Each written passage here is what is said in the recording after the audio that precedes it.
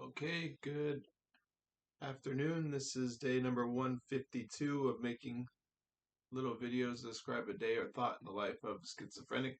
My name is Dominic. I experience schizophrenia, but I do not believe I am diseased or crazy.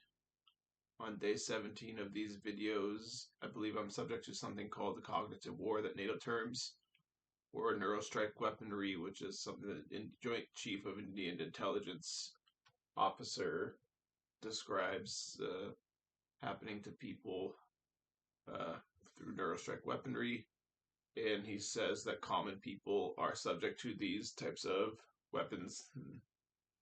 So, on day 17 of these videos, I express why I call myself a schizophrenic rather than targeted individual. And on day 45, I tell why I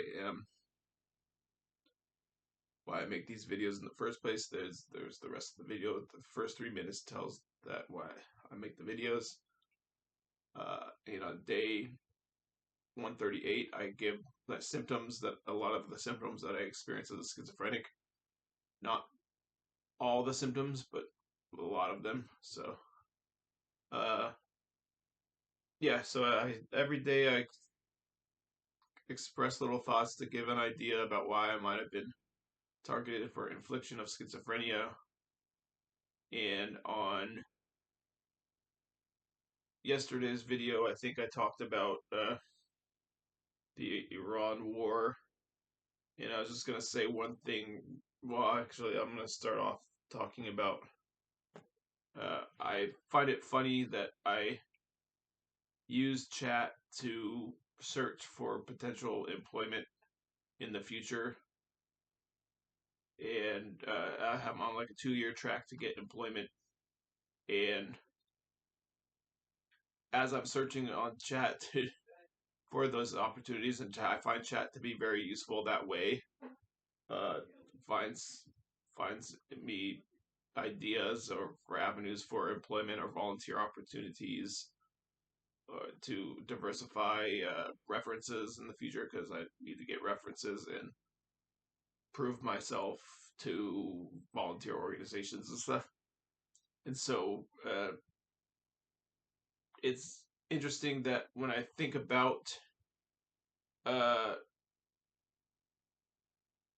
AI that way, it's like at the same time I'm doing that when I'm in my schooling, I can't help but think like it's very possible that AI is going to take these jobs that I'm looking for, archival assistant jobs. And so it made me think about like, the potential of, uh, I asked chat, and chat said AI has a 40% chance to take archival assistant jobs, but there will still be some jobs left over. But, it seems like when I'm in my classes, it's like, seems like a lot of people with college degrees are going into this line of work, or for the credentials and stuff. And so, uh, it it's interesting, and so I find the work interesting, and I'm excited by it and stuff. So I'll see what happens. But uh, in thinking about the AI or whatever, Elon Musk says that there could be a future of universal high income, and Bernie came out with his tax the billionaires 5% over annually. And so it's like Elon Musk has said that there could be universal high income, but I don't know how he thinks that's going to happen without a tax. And so it's curious how he thinks what the mechanism would be for that in the future, without a tax or whatever. And so in thinking about like taxing billionaires, it's like Bernie's almost proposing taxing the billionaires that don't grow their wealth exponentially or whatever, that they will be taxed out of existence, kind of, back to ancient not ancient times, but 100 years ago, where there was not billionaires, there was multimillionaires or whatever. And so, in thinking about it, I don't know that there's enough money in the system as it stands to take care of what needs to be taken care of in the whole world. When you look at the world, and I don't know that there is enough for it.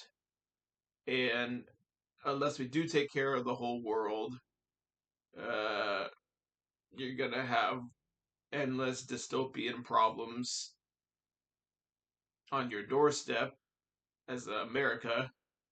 And America just like I think I don't know that there is enough money in the system to take care of everybody that now way it needs to take care of. Now, obviously, there needs to be more resources to the bottom, and so this tax is like a good thing on that regard. I think he said he was going to give like $12,000 payments, and he was proposing giving $12,000 payments as well as uh, money for healthcare and money for schooling or education. And so it's all very plausible where you could do more things through a social democracy. And I consider myself a social democrat, so I was like thinking like I'm just thinking off the cuff like about Bernie's tax proposal, and it seems like a good thing, but I don't know if it's ultimately if we could do anything besides make it a little bit better system that we have. But I don't know if the system will is as it's constructed now with the money system and inflation and deflation and all that, like if it's feasible to share resources in an appropriate way as well as take care of the environment. And so I just am hit with that every time I see like I think about the tax proposals, and I think about like uh you know uh social democracy, and I'm like I I'd like to just I'd like for us to go towards social democracy, but I think like then I have this other side of me that's like I don't even know if that can work, you know. But you know, I guess we have to do these things in phases and really test out what can work and what can't work before we know what can and can't work. And it seems like the people running the world are actually maybe doing experiments like that, like seeing.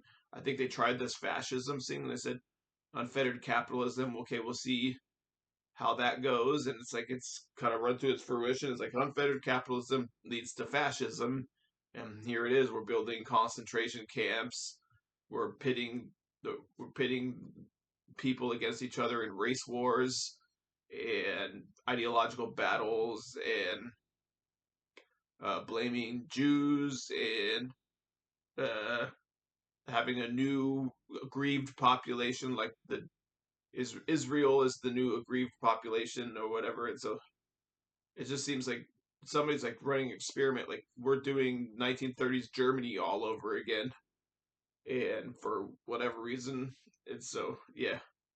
But anyways, that was my thought on the AI and Elon Musk, and it seems like we need to pay a dividend if we make AI do the jobs, and I don't think it's like a bad thing that AI will take jobs from people and do jobs that people would otherwise do. It's not necessarily a bad thing.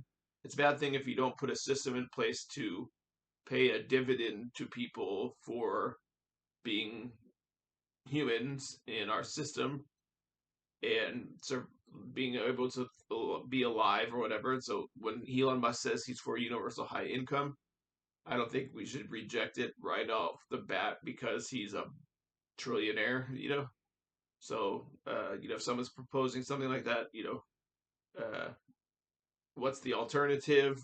Eh, so that's my thought. But in AI is kind of crazy because like you're kind of struck like you have to use it kind of to keep up with everybody, but you know that it's going to as it's introduced into our system and the way that it's our system is constructed, it's potentially going to be very disruptive to people's lives or whatever, and it can enhance people's lives in some ways and be disruptive in other ways. And that's my thought on it. Just not knowing a whole lot, but okay. So I was also going to talk about.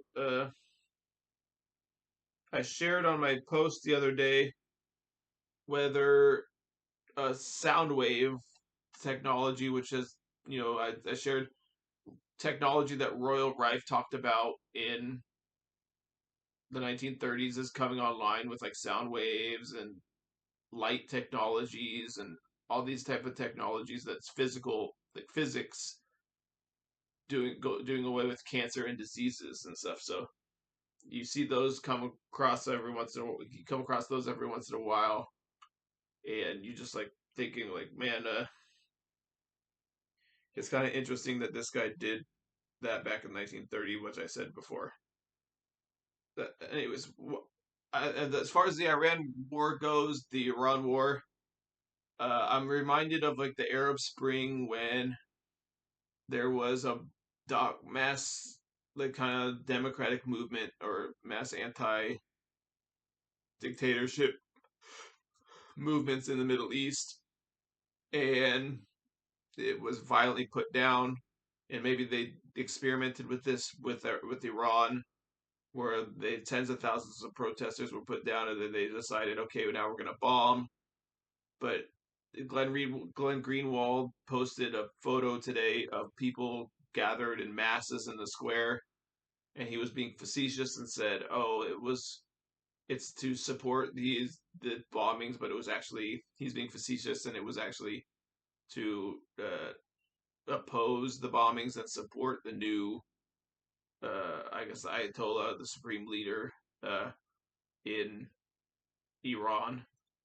And so, like I thought, it was, the violence and the war keeps order for uh, dictatorship system. I guess I used the word cannibal system before because I was talking about white people trying to scare people as themselves as cannibals, like the slave masters used to do in the slave times, and it was about like you know I had it was about the cannibal system of like us dog eat dog, people eat people, kind of we eat each other up in our system or whatever. It's not really cohesive, and so I've expressed that in my book and stuff. But uh,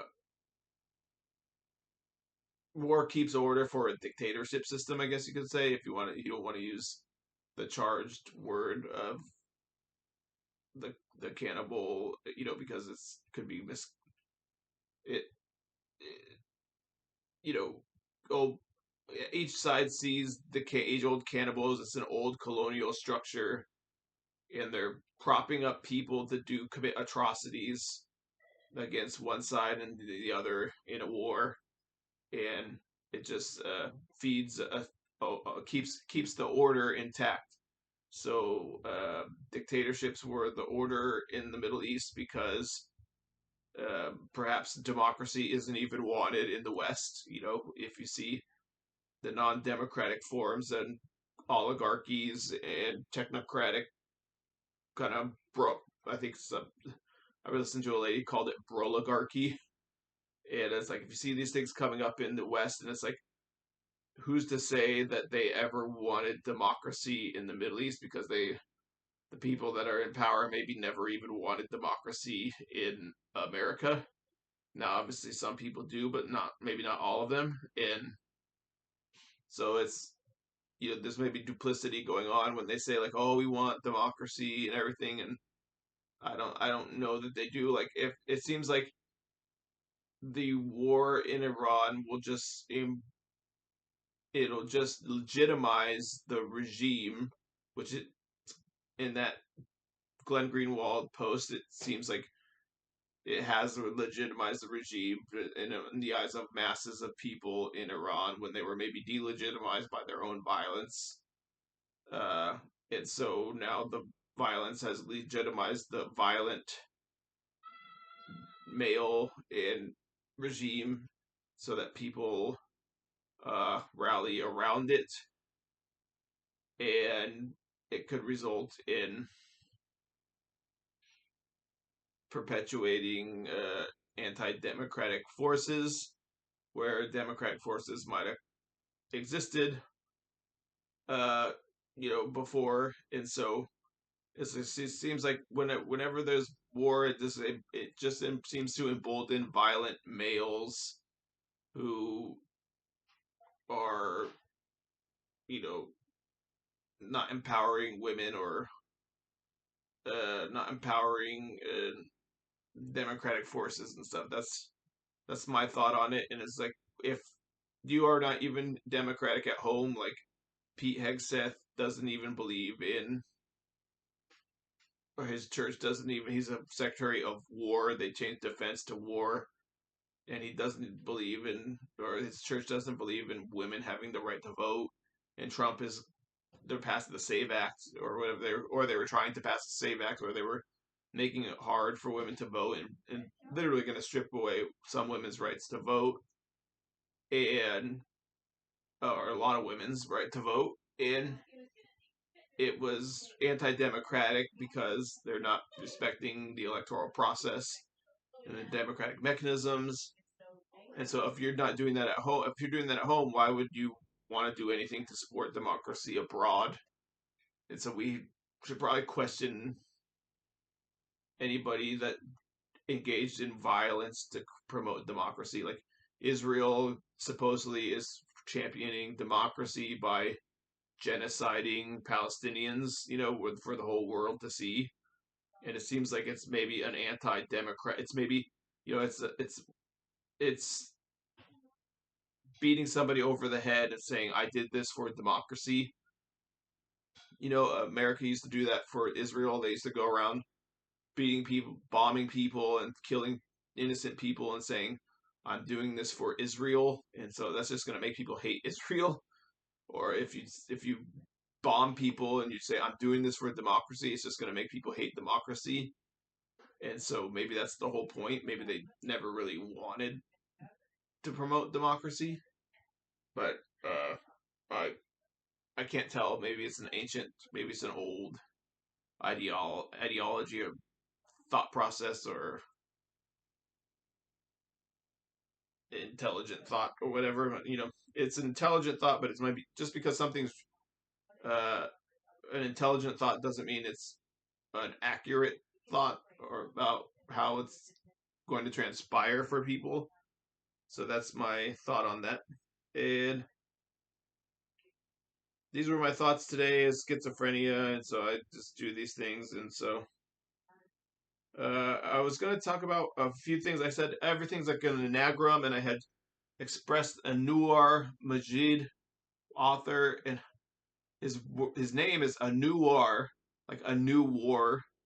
Majid, I guess, as if I have this right, is God in Islam. So like a new war god. It makes you, if you think about it that way, is like, are we being communicated to by an anagram through simulated reality or something? Or I I'm not trying to make fun of someone's name or anything, because I know that's like a charged thing or whatever, because it's a different name. But uh, you could do, like I said, the same thing about Cuba, like time cubes or something. Like everything's kind of a cryptogram or an anagram, it seems like. And so I had that thought today, and a new war god. It makes you wonder. It was like, these wars, like maybe they're uh, designed to create some sort of new technology god or something, or some sort of new godlike system or whatever. And so, or maybe a person or something. And so it makes me wonder, as like, are these wars? Is it something like the Ancient Aliens episode said, where they talked about Russia and the United States fighting wars in other people's countries, and maybe the Cold War was like a ruse, and so you have to wonder like maybe the Middle East wars are like a ruse to some degree, and they're hiding the breakaway civilization and all this crazy science and technology that could transform the world for some particular reason, and we're not allowed to know what that reason is. And so that's what I think, and I don't know if I'll ever be proven right about that on a public level. Maybe it's proven right behind the scenes or whatever, but I don't really know. All right, so I'm gonna stop.